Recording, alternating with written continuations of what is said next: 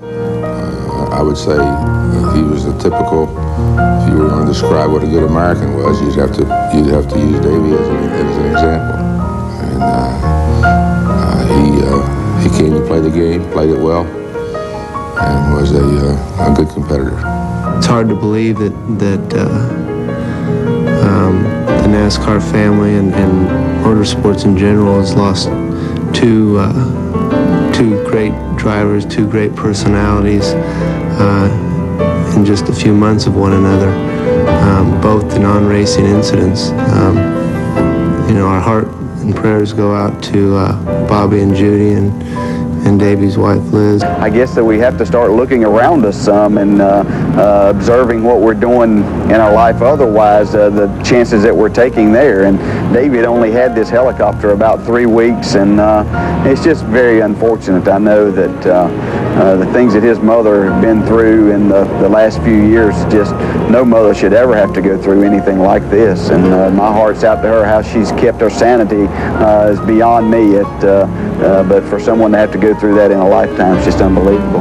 I don't think a lot of people understand that how close we all really are, and how it feels like if your brother or whatever died, how you would feel. That's how it feels when we lose one of our fellow competitors. It's something that it just tears your heart apart. I don't know any other way to explain it. That family has meant so much to racing, and I just saw everything I saw that I ever knew about Bobby, I saw in Davey.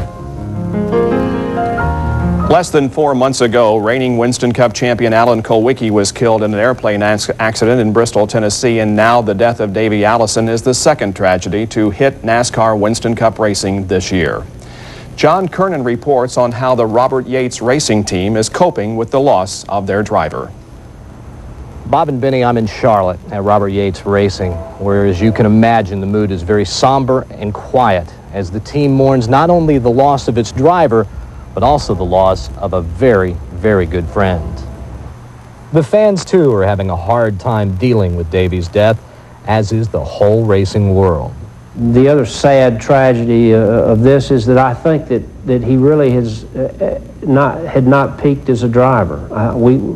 I think he had a season in him left that would have been like Bill Elliott had in '85 and Richard Petty had in '67. Now we'll never know. If anyone knows the hard times the team faces ahead, it's the members of Alan Kulwicki Racing, who ironically today were practicing pit stops, the same thing they had stayed behind to do the day Alan Kulwicki died in a plane crash in Tennessee. Like for us, it was really difficult. Definitely the hardest thing I ever went through in my life. And I was, me and the whole team were real close to Alan, and we're a tight-knit group, and I know they are too. We were searching for a direction to go in. I'm sure they got to be searching for some type of direction to go in with the driver and just how to deal with Davey's death. I mean, both deaths were, similar in the way they happened, and it's just going to be extremely hard, and all they can do is just pick up and keep going, try to keep going on. Briefly, Robert and I talked about it on the plane home this morning, and he's not ready to make a decision. He's got a good philosophy about it. We're going to do what's best each given day that comes, whether it be for Pocono this week or for Talladega next week, what's best for each individual that this operation touches, from the Allison family, from Texaco, from each individual here and all of their families, and everyone involved. We want to do what's best for everybody that's involved with our situation. The life lesson that I got from Davey Allison is that it is true that if you rely on yourself and you don't quit, treat other people with decency, if you're honest, you can handle just about anything life dishes out. They say that racing is a family business, and it really is. We all feel like we're part of one big family, right on down from the drivers, the team members, to the fans, and certainly to us broadcasters. And tonight, we really feel as if we have lost a very close member of our families. So our hearts and our prayers go out to the entire Allison family and to all of Davey's fans. Thank you, John. Benny, have you talked with any member of the Robert Yates racing team? I talked to Robert this morning in Birmingham just as he was leaving to come back to Charlotte, and I asked him what he was going to do, and he said, I've got to go home and answer about a bunch of questions, maybe 50 questions. And I said, Robert, take your time. Be sure that you answer the questions to your satisfaction and not to someone else's. Be sure that what you're doing is what you want to do. He assured me that's what he was going to do. So I don't know if it's going to take 3 hours, 3 days, or 3 weeks. Well, Benny, our buddy and broadcast partner Ned Jarrett always seems to know what to say and how to say it in times like these. Bob and Benny, what a tragedy to have happen to the Allison family. And certainly our prayers and best wishes go out to the entire family, which is one of the greatest families, not only in the sport of auto racing, but of all mankind. It's a devastating blow to the sport of auto racing, but that is nothing compared to the devastation the family is facing. How much more can they endure? How much more will Bobby and Judy have to endure?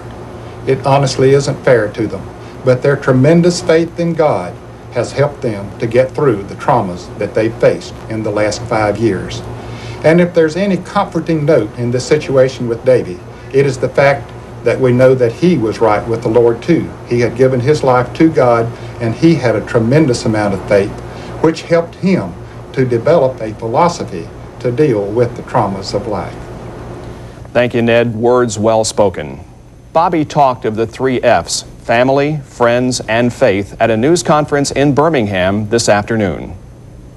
We're fortunate that as we married and had more families, that the families of our spouses also contributed to the consistent Christian attitude. And I think that's all you can turn to at a time like this. The guys in the shop say there's a sign that you always stop and read as you enter your office. What does that say? Well, a fan sent this to me a long time ago, and I've kept it. And it's just a little picture frame with a piece of paper in it, and on that paper is written that there ain't nothing going to come up today that me and the Lord can't handle together. And I've read that an awful lot, and I've trusted in it an awful lot this year, and it has certainly helped me get through the things that I've had to get through.